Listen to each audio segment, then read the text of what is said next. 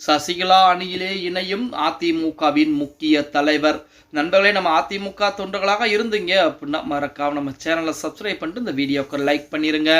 அனைத்திந்திய அண்ணா திராவிட முன்னேற்ற கழகத்தை பொறுத்த வரைக்கும் நம்ம அனைவருக்கும் தெரியும், எடப்பாடி பழனிசாமி பொதுச்செயலராக தற்சமயம் கொங்கு மண்டலத்திலே சூறாவளி பிரச்சாரம் மேற்கொண்டு எடப்பாடி பழனிசாமிக்கு எதிராக செங்கோட்டையன் போர்க்கொடி உயர்த்தி இருப்பதும் அவருக்கு ஆதரவானவர்கள் சென்றதுமே எடப்பாடி பழனிசாமி அனைவருடைய பதவிகளையும் பறித்து உத்தரவிட்டார். இந்நேரம் செங்கோட்டையன் கட்சியிலிருந்து நீக்கப்பட்டிருக்க வேண்டும். ஆனால் எடப்பாடி பழனிசாமி அதை செய்யாமல் இருந்து கொண்டிருக்கிறார். அதற்கு ஏகப்பட்ட காரணங்கள் என்பது அது ஒருபுறம் இருந்தாலுமே தற்சமயம் அதிமுக பலமாகவே இருக்கிறது என எடப்பாடி சொல்லிக் கொண்டிருக்கூடிய இந்த வேளையிலே அதிமுக இருக்கக்கூடிய ஒரு நபர் மட்டும், அதாவது முக்கியமான தலைவர்கள் முன்னாள் அமைச்சராக இருக்கக்கூடிய ஒரு நபர் மட்டும் அந்த பக்கம் தாவி விட்டால் கண்டிப்பாக எடப்பாடி பழனிசாமியுடைய அதிமுகவிற்கு அது மிகப்பெரிய பிரச்சனைகளாக வந்து சேரும். இப்ப செங்கோட்டையன் இருக்கிறார் என்றால் செங்கோட்டையனுக்கு ஆதரவாக நமது ஜெயக்குமாரோ அல்லது எஸ்பி வேலுமணியோ இந்த மாதிரி நபர்கள் யாரேனும் ஒரு நபர் அங்கிட்டு சென்று விட்டால் கூட எடப்பாடி பழனிசாமிக்கும் இரட்டை இலை சின்னத்துக்கும் அது மிகப்பெரிய ஒரு பிரச்சனையாகத்தான் வரும் அப்படின்னே கூட சொல்லலாம். அதன் அடிப்படையில் தான் தற்போது சசிகலா அவர்கள் நமது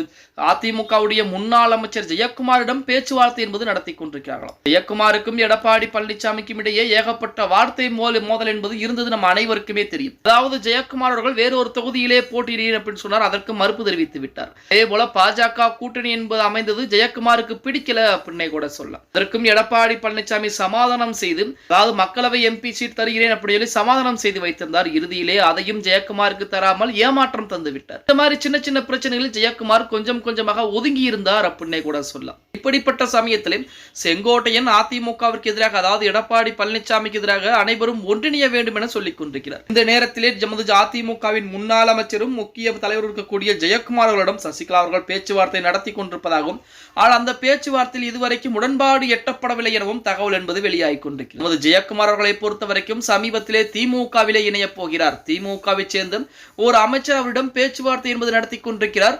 மிக விரைவாகவே திமுகவிலே இணைந்து கொள்ளப் போகிறார் அப்படிங்கிற மாதிரி செய்திகள் எல்லாம் வெளிவந்து கொண்டது. அதற்கு முற்றுப்புள்ளி வைத்து விட்டார். தற்போது ஜெயக்குமார் சசிகலா அம்மையாருடன் ரகசியமாக பேச்சுவார்த்தை என்பது பேசிக் கொண்டிருக்கிறார். மிக விரைவாகவே அதிமுகவில் எடப்பாடி பழனிசாமிக்கு எதிராக அவரும் போர்க்கொடிகளை உயர்த்தப் போகிறார் அப்படிங்கிற மாதிரி செய்திகள் எல்லாம் இணையதளங்களிலே உலா வந்து கொண்டுதான் இருக்கிறது. எது எப்படி இருந்தாலும் அதிமுகவுடைய முன்னாள் அமைச்சர் ஜெயக்குமார் அவர்கள் எடப்பாடிக்கும் அவருக்கும் ஏகப்பட்ட கருத்து வேறுபாடுகள் இருந்த போதிலுமே இதுவரைக்கும் எடப்பாடி பழனிசாமிக்கு எதிராக அவர் எதையுமே செய்ய. அதே போல 2026 சட்டமன்ற தேர்தலிலும் எடப்பாடி பழனிசாமிக்கு ஆதரவுகளை தரப்போகிறார் அப்படிங்கிற மாதிரி செய்திகள் எல்லாம் ஒருபுறம் வெளியாகி கொண்டுதான் இருக்கிறது. பொறுத்திருந்து பார்க்கலாம், அதிமுக ஒன்றிணையுமா அல்லது 2026 சட்டமன்ற தேர்தலிலே எடப்பாடி பழனிசாமியின் மூலமாக அதிமுக மாபெரும் வெற்றியை பதிவு செய்யுமா அப்படிங்கிறத. ஓகே गाइस, வீடியோ பிடிச்சிருந்தா மறக்காம லைக் பண்ணிருங்க. அப்படி இந்த வீடியோ பத்தின கருத்துக்களை மறக்காம கீழே கமெண்ட் பாக்ஸ்ல பதிவு பண்ணுங்க நண்பா.